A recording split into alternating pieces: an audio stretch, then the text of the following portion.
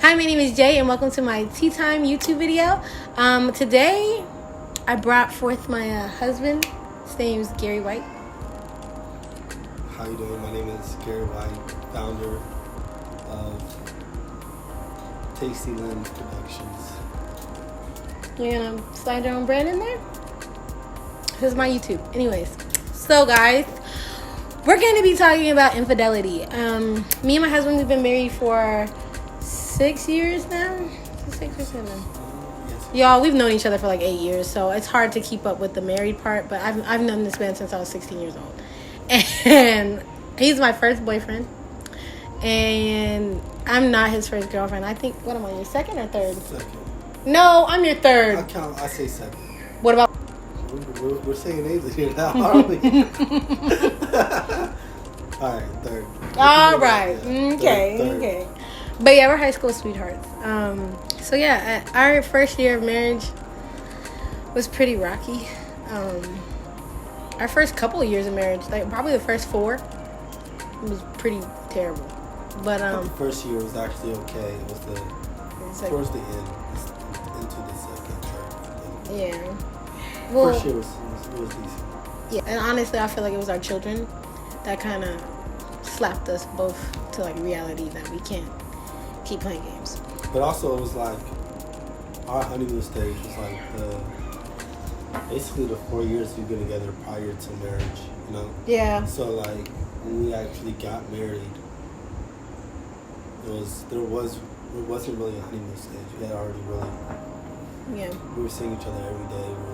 Yeah, we were. Our dating was really intense when I think about it. Like we saw each other. Like he was like my only friend, and I was like his only friend.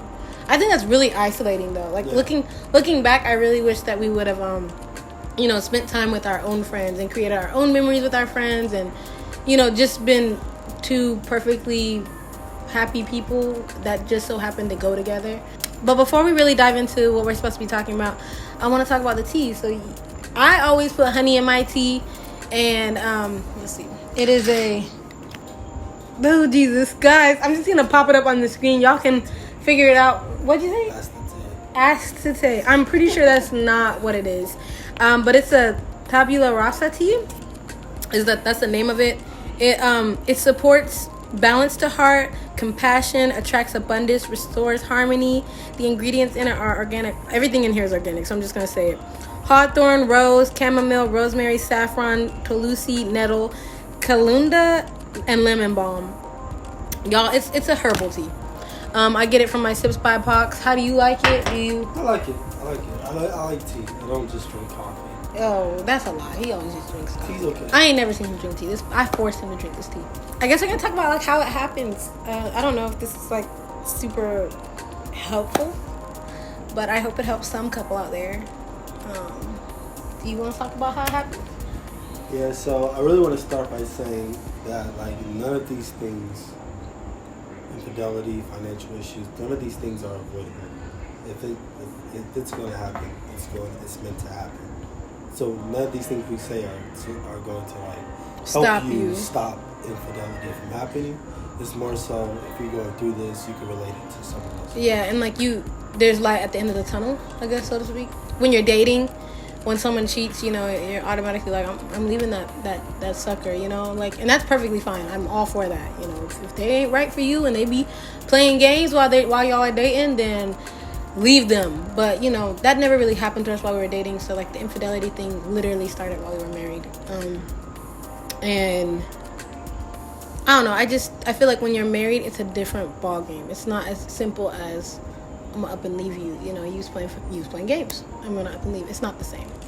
All right, so it's unavoidable, and it's avoidable. Don't say it's unavoidable. I'm saying like all the situations together. Like, I'm sure another topic of yours might be financial issues, right? Yeah. So some of these things, like, there is no perfect marriage. So therefore, one of these things is bound to happen. These are just so you're saying one of the like 3 top common things that'll happen in your marriage. Yeah, you have a high chance of it happening. A high chance of it happening to you. So it's somewhat unavoidable. Which kind of sucks. Makes me feel bad that I'm a stereotype a little bit.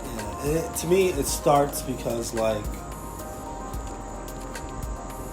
I don't want to say. First of all, people make really dumb decisions all yeah. the time. So there's nothing. Sometimes there's no trigger for it.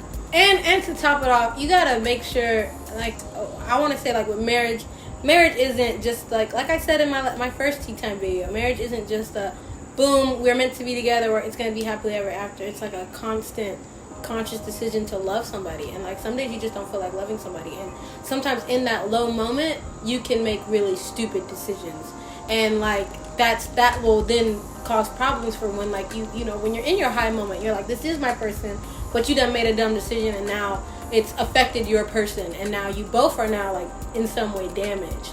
So, like, I guess make sure that person the person you're with, you're married to, is truly here for you. And I mean, that's easier said done than being found out, but like I know without a doubt, even with all the infidelity, that Gary loves me. I know that it's evident in the things that he does for me and the way that he treats me. And I hope that Gary knows that I love him. So it's like, I think that you should make sure that person really loves you before, you know, you make a decision. If that makes sense. Majority of times that triggers.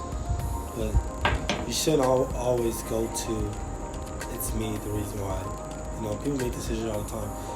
You not owning up to your decision to do something is just shifting the blame to someone else, right? So if I decide to curse her out today, it might not be because she did something to cause that to happen.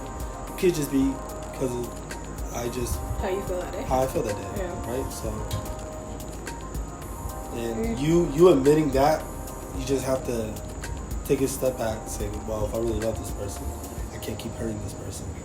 Whereas if you did it because of something she has done, you just have to catch it quick, and don't be afraid to voice your opinion. A lot of people are scared to voice how they feel to their spouse. That goes to that, like, happy wife, happy life, and it's like completely false. No. Yeah, happy house, happy spouse. Right. And like, I feel like when you suppress like feelings that you have just because you don't want to start an argument or just because you don't want to make your wife mad, that is really toxic. And I feel like there's a time and a place to talk about what it is that's bothering you, but, you know, maybe it might not be right then, but you should definitely make sure your opinions are being heard. Like, you know, I feel like if people met me and Gary, they would feel like I'm usually the more dominant one when it comes to making decisions.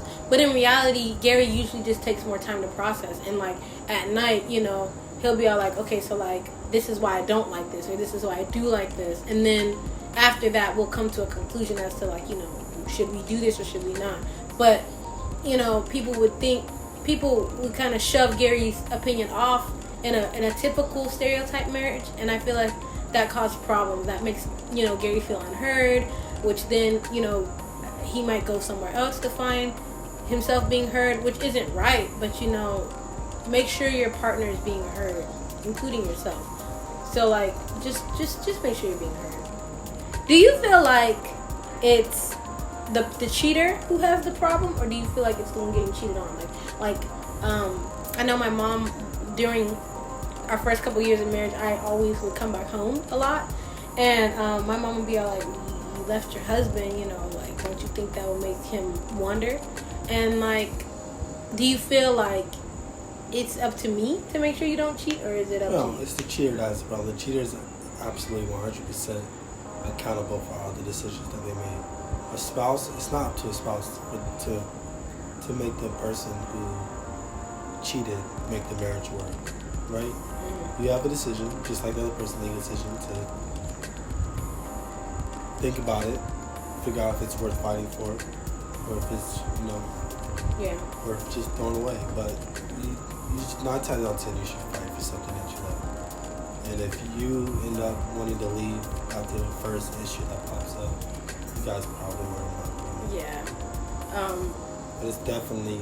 And I feel like being in love isn't, because like I said in my last video, an action word. And I don't think it's like oh my God, we're in love. No. You know, like, just because we're in love, we're going to stay in love. I don't feel like it's like that. It's like a conscious decision. Like, when I wake up in the morning, it's like, okay, Gary, I choose to love you today. And it's like, even when he'll send me a text message that I don't like, or he'll say something that I don't like, in my head I have to be all like, I am his wife, and I'm choosing to respond in a supportive way, even though I don't like this. I have to learn how to say why I don't like it without demeaning he is. Like, you know, without saying like, that's dumb, you're dumb. Like, I have to be all like, okay, well, here's why I don't like it. Can you help me understand? You know, like, stuff like that. You have to make a conscious decision not to hurt your spouse. Like, they're not just gonna keep loving you if you keep hurting them. There is no such thing as like meant to be, you know.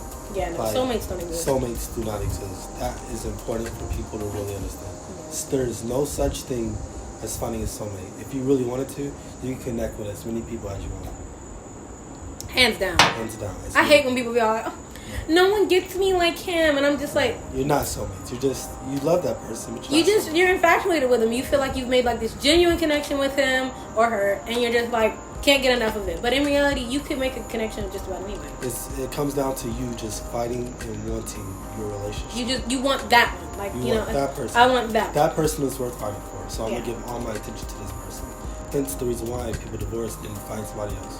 Yeah, exactly. Because you know, you're never really a soulmate, and even the person that they find isn't a soulmate. Is it agreed that in a marriage, since soulmates don't exist, is it agreed that in a marriage that person becomes the thing that you want over time? Yeah. Like if you gotta think about it from this aspect. When you're a soulmate, you have the mentality of, I'm gonna wake up this morning and we're gonna click. We're gonna click, and I do not have to try. This person is who I'm gonna be with for the rest of my life. They'll always be with you. They should deal with whatever issue that comes up, and we're gonna move forward. Which is not the way of thinking. If you think like that, your relationship is going to tarnish. It is going, something's bad. It's going to fall apart. When you change your mindset, thinking like that, to thinking to where like, I need to get to know this person, because I might not know her today. Or if it becomes blue today, it might be red tomorrow. You know? Yeah. You just don't know. So and when you, I do think the more you try, like you said, the more you try each day, you will want that person more. Like when I actually give my 100% to my marriage, I find myself, you know, loving Gary more and loving who he is more. Marriage is like wine, right? So if it's not aging every year and getting better, you probably have Zinfandel. You need to switch up. Oh. So this one is trusting. So for you, a person who has been through infidelity, where do you get to the point, or will you ever get to a point where the trust is equivalent to where it was before the situation? No. I'm gonna be honest with you. You will never be the same as what it was. That doesn't mean it can't be better. You know, like just because something's broken doesn't mean you can't make it better than what it was. But it takes time. It takes a lot of time. And I guess I really want to put out there a lot of women and a lot of people who are broken. I'm not just gonna say women. A lot of men and women who are broken tend to look at their spouse to fix the problem, and that's not what happened. You can't do that, because they're human and they're not in control of your healing. They're not in control of your happiness. They're not in control of you as a person. That's up to you to choose. If you choose to be with this person even after they've hurt you, then it's up to you to learn how to heal yourself and learn to trust again. In other words, people are not going to like when I say this. If I cheat and she has trust issues from that, I am not held accountable for her trust issues. Yes. I cheated, I am held accountable for cheating. She is held accountable. You know how you do something bad and then a woman says something like, it's your fault why I can't trust you? No. Yeah, it's not. 100% the person's fault. That's something that they're going to have to go through in their life. And I know we're talking like it's so easy, but No, it's hard. to be transparent with you, it took me 3 years to learn how to trust my husband again. And it took me, it took time for me to heal. I had to legit like sit there and really dive deep, you know, into my spiritual life and really try and ask God to like heal me, because I really wanted my marriage to flourish. And I knew that it was because I was so damaged that I couldn't, my marriage wouldn't go anywhere, you know. But I know that our marriage was meant to be. We were just kids, and we were just young and dumb, making dumb decisions, and it ended up hurting us both in the end. And I wanted better. I wanted life in my marriage. I feel like trust could definitely get better. When you buy a car fresh off the lot, you know, it's new, everything's brand new. Along the road, you driving it, flat tires, engine might have problems and stuff like that, right? The more you drive your car, the more you fix it, the more you take time to take care of it. You know some of the issues before it comes to pass. Yeah. Like you're you'll able to know, fix hey, it. my car needs oil change. Yeah, you're able to fix it like, hey, Take care I'm about of to get a flat. I need to switch out all four tires and rotate them, you know? Yeah. That's exactly the same as a marriage. So the longer you go through it, the better you'll get. Yeah. So like for you, I guess like you being cheated on, was it hard for you to get the trust back, or it was extremely hard for me to get the trust back. It's extremely hard to get the trust back. And like sometimes you'll have this guilt that like, you know what? If I get cheated on and I do the same thing back, it'll help me go back. That is not true. It does not work. It hurts just as hard. If anything, it makes everything worse. It makes everything worse. Like I hate. Now 2 people are trying to heal in the same house versus 1 person healing, and then Yeah, I kind of hate when people say like, oh, well, he cheated, so I'm gonna do it too. And in my head, I'm just like, you are making it actively worse. Like it's literally as if like a house is on fire and you're trying to put it out with gasoline. You're making it worse. And I feel another thing that I hate. I mean, from my point of view, is like me and you have issues because like we cheated, right? And then like me going out to cheat, I'm dragging another human being into our issues. Each person that I'm cheating on you with is another person being, I'm basically hurting them. I'm harming them as a person because there's no way I could ever fully give them my heart because my heart is being damaged by you, and I still have feelings for you, evidently. But then I'm going and making connections with these people only for it to be, false connections. Like it's not going to lead anywhere because I'm already stuck with this one, So it's like I hate when people cheat back because you're really just damaging more people along the way, and which is in turn damaging you. You're giving pieces of yourself to other people that really don't even deserve it. I think that there is life after infidelity. I will say in the Bible, infidelity is the only thing that you can divorce from. Like God says it's okay to divorce from. But I think learning to love past that is what makes your marriage beautiful. Because like it sucks that me and my husband had to go through such a such a horrible thing. But I think like looking at it now, as damaged as we are, I do find beauty in it, and I look at my husband in a different way. Like the fact that you choose to love me even though I've hurt you in such a brutally painful way, and you choose to love me instead, and you still choose to trust me. It makes me feel like, why would I want to hurt you again? Like why, if I love you, why would I want to damage you even more? I want to heal you.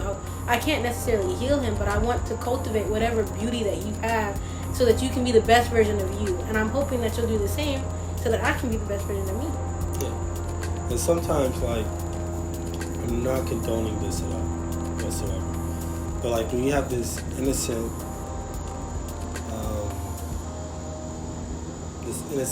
look on somebody, right? What you trying to say? No, when you have this innocent look on somebody and then something happens where they break it. So let's say you have a child, and then you look at your child as they can never do something wrong, right? That child steals or does something dumb, and then you find out, and then you guys get to the bottom of it. That's one more thing you know about that person. So like that, what we've been through allowed, I feel like, me to open up better to you, like getting through the things we went through. I now feel like, you know what, I shouldn't be afraid to talk to her about this. I really need to voice this. You know what I'm saying? Like, my needs are getting met. I need to say what it is I feel before something dumb happens next. Yeah, and to be honest, this whole situation kind of taught me to be more considerate and more understanding, because a lot of people look at the action of cheating and they get really upset with it. But I feel like if you can get the why of why the person is cheating, then you have a better chance at solving what the issue is. If it doesn't make what they did right, but it does allow you to understand what the problem is and how, that person can go about fixing it, and how you can go about dealing with it. Because like, if someone's cheating on you because like they're not being heard, then like it's not up to you to stop them from cheating, But you can be like, okay, well then you need to voice your opinion more, and I need to be more perceptive to what you're saying, because you shouldn't feel that way in our marriage, you know. And like, or if someone's cheating on you because I guess sexually you're not meeting their needs, then they need to voice that, and they need to let that be known, and they need to be understand as to why you are so resistant to, you know, meeting their sexual needs, because, you know, sex is something that a male actually needs. Like, it's not just because they're horny. Like, they genuinely need that. And so like sorry, there are two dudes in here, but but yeah, and like, females need communication, and like, it's not just because she's being annoying, it's because she genuinely needs it. And, you know, that's on Transformation Church. Shout out. On the gang signs, huh? It's hashtag. Oh, I was like, Transformation Nation. Yeah. Transformation Nation. And my dad likes watching Michael Todd, and he kind of got me addicted to it too. And he has like a topic about relationship goals, and it tells you the 3 things that a man needs and the 3 things a female needs, and y'all should definitely check it out. No, that's really good, because it takes a lot for a lesson to catch my eye. Oh my actually God. Pay attention to it. So like, when I'm like cooking breakfast or making coffee, and like I'm actually real into it, the lessons are really, like, his lessons. Yeah, he never listens to anything that I send him unless I'm like sitting right there making him listen to it. He'll never do it. Busy man. But busy doing what? Drinking coffee. Anyway, so there is life after infidelity. I don't want people to think that, you know, your marriage is over. But I will say, if that person doesn't make it evident that they love you, by all means, leave. Yeah. Don't waste your time. Like, if it's evident that they're not trying to make things better, they're continuing to hurt you. Or if they literally tell you that, hey, I don't want to be with you. Yeah, leave. They may just be saying that to hurt you, but yeah, I mean, but if someone's saying it to hurt you, then, like, you know, you should leave. Like, you shouldn't be somewhere where you take a break. Yeah, take a second. I'm not gonna lie to y'all. I took like, I don't know how many goddamn seconds. Like, I would go to my mama's house, I feel like, every year and stay for quite a good bit of time. Because I'm that bad. No, not because our marriage was that bad. Our marriage was that bad. But we were young. We were very young. We got married at like 19 years old, which I do not recommend. If anybody who's young out there and who's like, I love this person, this is my soulmate, we're gonna get together forever, don't